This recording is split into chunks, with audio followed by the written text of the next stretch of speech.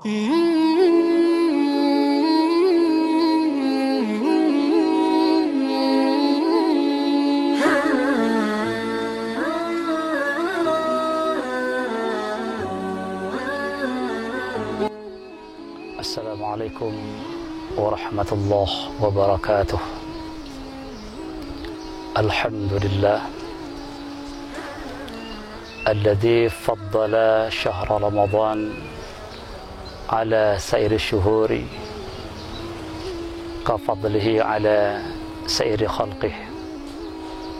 Asyhadu an la ilaha illallah wa asyhadu anna Muhammadar Rasulullah. Salatan wa salaman ala sayyidina Muhammadin wa ala alihi wa sahbihi ajma'in, amma ba'du. Allah Ta'ala fil Quran al-Karim, Bismillahirrahmanirrahim. Ya ayyuhalladzina amanu kutiba alaikumus siyam kama kutiba ala alladhina min qablikum la'allakum tattaqun. Rabbi shrah li sadri wa yassir li amri wa hlul 'uqdatam min lisani yafqahu qawli. Shadaqallahul 'azim. Yang pertama sekali, marilah kita sama-sama mengucapkan puji dan syukur kehadirat Allah Subhanahu wa taala. Salawat dan salam juga tidak bosan-bosannya selalu kita ucapkan dan senantiasa kita ucapkan kepada Nabi Muhammad dan juga kepada seluruh keluarga, para sahabatnya, dan juga kepada alim ulama sebagai penyambung lidah daripadanya. Pemirsa yang dimuliakan oleh Allah Subhanahu wa taala, menjelang berbuka puasa, marilah kita simak beberapa kalimat-kalimat hikmah, mudah-mudahan bisa bermanfaat kepada kita semuanya. Di dalam bulan Ramadan ini adalah bulan yang sangat istimewa, hingga Rasulullah di saat tiba bulan Ramadan, beliau menghibur para sahabatnya dengan sabda Rasulullah, qad ja'akum syahrul Ramadan, sungguh telah tiba kepada kalian bulan Ramadan mubarakun, bulan yang berkah. Diwajibkan oleh Allah berpuasa pada siang harinya, dibuka pintu-pintu langit dan ditutup pintu neraka jahim, dan dirantai semua setan-setan. Maka siapa yang mengharamkan bulan Ramadan itu kebaikannya, maka dia akan diharamkan oleh Allah Subhanahu wa taala. Pemirsa TV Agara yang dimuliakan oleh Allah Subhanahu wa taala, kita di dalam bulan Ramadan ini sangat bergembira karena ada satu ibadah yang mudah-mudahan ibadah yang diperintahkan oleh Allah kepada kita pada bulan puasa ini bisa kita laksanakan dengan sebaik-baiknya dan dengan sesempurnanya. Tentu saja satu ibadah tidak mungkin bisa kita kerjakan kalau kita tidak mengetahui tata caranya, syarat dan rukunnya, dan yang membatalkannya. Itu makanya Rasulullah mengatakan dalam sebuah hadisnya, al-ilmu imamul amal wa amal tabi'ahu. Ilmu itu adalah imamnya amal, dan amal adalah makmumnya dan pengikutnya. Sebelum kita melaksanakan ibadah puasa, begitu juga ibadah-ibadah yang lain, kita dianjurkan untuk belajar, untuk memahami cara beribadah itu, karena tidak ada satu ibadah yang bisa kita kerjakan kalau kita tidak paham dengan ibadah itu tersebut. Sehingga dalam bab puasa itu ada namanya syarat sahnya puasa, Ada namanya syarat wajib puasa, ada namanya rukun puasa, ada namanya yang membatalkan puasa, ada juga yang disebutkan dengan yang disunahkan dalam puasa, ada juga yang disebutkan dengan yang dimakruhkan dalam puasa. Ini semestinya kita pahami dan kita belajar dengan baik. Mudah-mudahan ibadah puasa kita ini sempurna, diberikan oleh Allah pahalanya kepada kita. Pemirsa TV Agara yang dimuliakan oleh Allah Subhanahu wa taala. Dalam hal itu, syarat sah puasa itu dalam fikih bab puasa disebutkan ada 4. Apabila 4 perkara ini terkumpul kepada orang yang melaksanakan puasa itu, maka sah puasanya.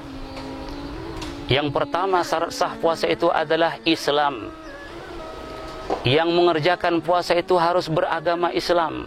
Orang yang mengakui Allah sebagai Tuhannya dan Nabiuna Muhammad sebagai Rasulullah dan Nabiullah. Maka apabila orang-orang yang tidak beragama dengan agama Islam, maka mereka tidak ahli ibadah, lebih-lebih puasa, tidak sah puasa mereka. Bahkan orang Islam pun kalau di siang hari sedang berpuasa langsung mengerjakan kemurtatan, maka batal puasanya. Karena Islam itu harus dari fajar sampai terbenam matahari. Itu syarat sah puasa yang pertama. Yang kedua, syarat sah puasa yang kedua yang melakukannya itu harus berakal, sehat pikiran. Maka orang yang tidak waras, yang tidak sehat akalnya, maka tidak ahli untuk ibadah, tidak sah ibadah puasanya. Bahkan kita yang sedang berpuasa, kalau tiba-tiba kena penyakit gila, maka batallah puasa kita. Karena sehat akal itu sebagai syarat sah puasa, mulai daripada terbit fajar hingga terbenamnya matahari. Dan yang ketiga, syarat sah puasa itu adalah bagi kaum hawa dan perempuan harus bersih daripada bulanan haid dan nifas. Maka perempuan yang berhaid, perempuan yang bernifas, maka tidak sah puasanya. Bahkan kalau sedang berpuasa datang bulanannya, maka puasanya akan batal. Bahkan dalam fikih disebutkan haramlah bagi wanita itu yang sedang datang bulan melaksanakan ibadah puasa. Maka sebenarnya bagi kaum ibu, dengan tidak berpuasa karena datang bulan itu sudah ibadah kepada Allah Subhanahu wa taala. Ibadah apa namanya? Ibadah meninggalkan puasa karena dalam keadaan datang bulan, datang penghalangnya. Para jemaah pemirsa TV Agara yang dimuliakan oleh Allah Subhanahu wa taala. Yang keempat, syarat sah puasa itu adalah ilmu, mengetahui akan masuk waktu Ramadan itu. Artinya apa? Tidak sah puasa Ramadan kalau belum sampai bulan Ramadan. Masih dalam bulan Sya'ban kita puasa, tidak sah. Maka 4 perkara ini syarat sah puasa. Yang pertama sekali Islam, yang kedua sehat akal, dan yang ketiga suci daripada haid dan nifas, dan yang keempat adalah mengetahui masuknya bulan Ramadan. Juga mesti kita pahami dan kita ketahui yang membatalkan puasa itu. Karena walau bagaimanapun ceritanya, kalau kita tidak paham perkara yang wajib kita hentikan, yang wajib kita jauhkan, kita tidak sebenarnya sedang berpuasa. Karena makna puasa itu imsakun, makna puasa itu menahan diri dari perkara yang dilarang, yang membatalkan puasa itu. Maka tidak mungkin bisa kita meninggalkan perkara yang dilarang kalau yang dilarang itu tidak kita ketahui. Maka perlu disampaikan juga dalam hal ini menyangkut yang membatalkan puasa. Salah satu daripada membatalkan puasa itu apa? Isalul aini ila jawfil, memasukkan dengan sengaja satu benda ke dalam rongga yang terbuka. Para jamaah yang dimuliakan oleh Allah, rongga yang terbuka dalam badan kita, kalau bagian kepala, telinga, rongga terbuka. Mulut juga termasuk rongga terbuka. Lubang hidung, Kalau bagian bawah, kubul dan dubur. Ini adalah rongga-rongga terbuka. Harus berhati-hati. Jangan sampai masuk air dan yang lain-lainnya ke dalam rongga yang terbuka ini. Karena termasuk yang pertama sekali membatalkan puasa itu adalah memasukkan benda dalam rongga yang terbuka. Maka dalam berwudu berhati-hati memasukkan air ke hidung. Berkumur-kumur berhati-hati. Memang di dalam berwudu disunahkan kita tetap berkumur-kumur. Disunahkan untuk memasukkan air ke hidung, tapi harus berhati-hati. Jangan nanti ingin mendapatkan pahala sunnahnya, tapi hilang ibadah puasanya kepada Allah. Batal puasanya. Maka mudah-mudahan ini harus dipahami.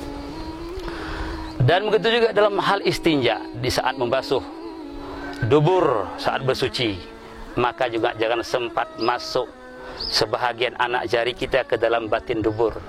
Karena masuknya sebahagian anak jari ke dalam batin dubur itu bisa membatalkan puasa. Masuk air ke dalam batin dubur membatalkan puasa. Maka kadang-kadang sering terjadi di kampung-kampung, di desa-desa, pada siang hari berpuasa begitu kadang-kadang sakit perut untuk buang air besar, maka berendamlah duburnya dalam air. Maka otomatis begitu terbuka dubur, keluar najis, masuk air ke dalamnya, maka batal puasanya. Begini yang sering dilakukan oleh masyarakat umumnya. Maka perlu dan kita pahami bab-bab membatalkan puasa itu. Oleh karena yang membatalkan puasa itu adalah memasukkan benda ke dalam rongga yang terbuka. Kalau yang masuk itu bukan benda, itu tidak jadi masalah, tidak batal puasa. Contoh seperti bauan, masuk ke dalam otak kepala kita, bau harum misalnya, ataupun rasa, nggak jadi masalah. Oleh karena yang batal puasa itu adalah melalui rongga yang terbuka. Kalau masuk melalui rongga yang tidak terbuka, tidak jadi masalah. Contoh kadang-kadang kita dalam puasa ini sakit mata, diberikan oleh Allah, kita beli obatnya, buat tetes masuk ke mata kita, kita masukkan, nggak batal puasa kita. Walaupun terasa agak-agak pahit kadang-kadang dalam rongga kita, karena tidak ada rongga yang terbuka dari mata ke kerongkongannya, maka tidak batal. Oleh karena itu maka suntik pun dalam bulan puasa kadang-kadang tidak jadi masalah. Kenapa? Karena yang disuntik itu kan bagian daging paha kita misalnya. Ini tidak membatalkan puasa. Pemirsa TV Aga yang dimuliakan oleh Allah Subhanahu wa taala. Dan termasuk lagi adalah membatalkan puasa itu inzalul mani. Dengan sengaja berupaya untuk mengeluarkan sperma, baik laki-laki atau perempuan, ini batal puasa. Tapi apabila keluar dengan sebab mimpi basah, ini tidak batal puasa karena tidak mengeluarkan dengan sengaja, dia keluar sendiri. Dan juga termasuk yang batalkan puasa itu adalah berhubungan di dalam siang Ramadan dengan sengaja dan tanpa ada paksaan, dan dia ketahui itu terlarang. Ini paling berat, bahkan ini dosa besar. Maka dalam fikih bab puasa disebutkan, siapa yang berhubungan dalam siang Ramadan dengan sengaja dan ikhtiar tanpa ada paksaan dan keinginan dirinya, dan mengetahui akan itu diharamkan oleh Allah, maka yang pertama batal puasanya, dan yang kedua didenda dia, diberi ganjaran. Ganjarannya 3. Yang pertama, bagi orang itu merdekakan, bebaskan budak yang beriman. Kalau budak itu tidak ada lagi, tidak mungkin kita dapati, maka baru turun kepada tahap yang kedua, ganjaran kedua, puasa 2 bulan berturut-turut, 60 hari berpuasa gara-gara berhubungan dalam bulan siang Ramadan. Apabila betul-betul sudah kita uji puasa 2 bulan tidak sanggup, maka diberikan keringanan. Apa keringanan? Untuk memberikan makanan kepada 60 orang fakir miskin, di setiap 1 orang miskin itu setengah bambu. Ini adalah perkara-perkara yang membatalkan puasa. Tapi kalau berhubungan pada malam hari tidak jadi masalah. Itu dihalalkan oleh Allah Subhanahu wa taala, yang diharamkan oleh Allah pada siang hari dalam keadaan berpuasa Ramadan. Pemirsa TV Agara yang dimuliakan oleh Allah Subhanahu wa taala, inilah yang harus kita jaga, dan juga jaga, ini sunnah dijaga, bukan wajib dijaga, untuk menyempurnakan ibadah puasa. Jaga anggota zahir kita, mata daripada melihat yang haram, telinga dari mendengar yang haram, upat cacian, dan kata-kata daripada mengungkapkan yang keji dan kotor. Ini adalah kesempurnaan puasa. Puasa tidak batal berbohong, tapi pahala puasanya ini akan batal, berkurang nilai kepada Allah Subhanahu wa taala. Barangkali inilah yang dapat kami sampaikan pada sore hari ini, mudah-mudahan bermanfaat. Assalamualaikum warahmatullahi wabarakatuh.